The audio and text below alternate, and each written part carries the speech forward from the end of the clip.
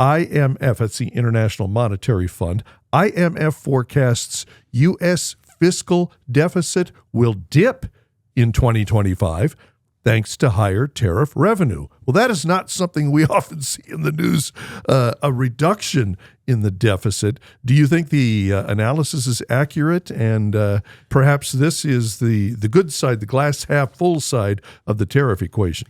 Well, yeah, so we collected a pretty good chunk of revenue the first month already that these new tariffs were in place. And now we collect tariffs every month. And again, people seem to think that this is something new.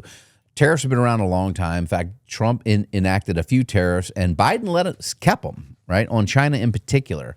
And those tariffs are still there, and some new ones have been added. And we've increased the revenue by about 40% the first month these new tariffs are in there. So that goes directly to reduce our deficit spending. Now, that's not reducing our debt. We are still deficit spending. And sometimes the news, the politicians like, hey, I reduced the deficit. Didn't reduce the debt. The deficit is just the amount, the yearly spending. number. The debt is what we owe. We've right? accumulated because of previous deficits. And again, I believe the messaging, they messed it up. How this Liberation Day came about, obviously that.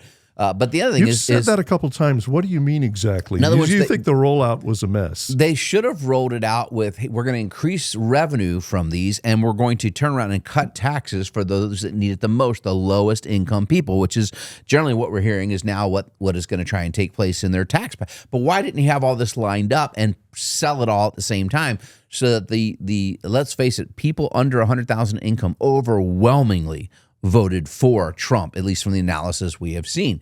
So that is who they're trying to target with this. They're trying to target those who do not have a ton of assets, et cetera, the highest income components. They're trying to appease the very blue-collar-ish voter that brought this administration to office. And he's got a cabinet full of Democrats, et cetera, that are not, this cabinet looks nothing like this, but yet the media, the far left, are just attack every day on social media. Elizabeth Warren, oh, he's trying to cut Medicare, Medicaid. There's not been one proposal, not $1 proposed to be cut from Medicare, Social Security, Medicare, anywhere.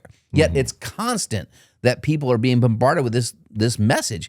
And so here you are, they're trying to raise revenue, but again, they did not time it right. They didn't have all the packages together, and they should have done it. Now what we're hearing behind those doors is India has already lined up a deal. Japan is very close. It's tied on to them buying some energy out of Alaska, natural gas in particular, right? So they're trying to tie some of these trade deals to purchasing our energy and purchasing our debt, our treasuries, right? Two huge components to the overall plan, which is they can only have, debt spending at 3% of GDP, et cetera. There are things they're trying to accomplish, and we're making some progress. The other side of the coin, there again, oh my gosh, he's killing your 401k. The markets are down about 6% year to date. Nobody said anything when Biden had the markets go down 20%, right? So again, the politics, leave that out. I don't care where you stand politically. You need to have a financial plan that can weather all storms, that is proactive in nature, is going to help you make, ends meet of these news stories, which is why we try to communicate, why we do this show, and communicate to our clientele pretty regularly.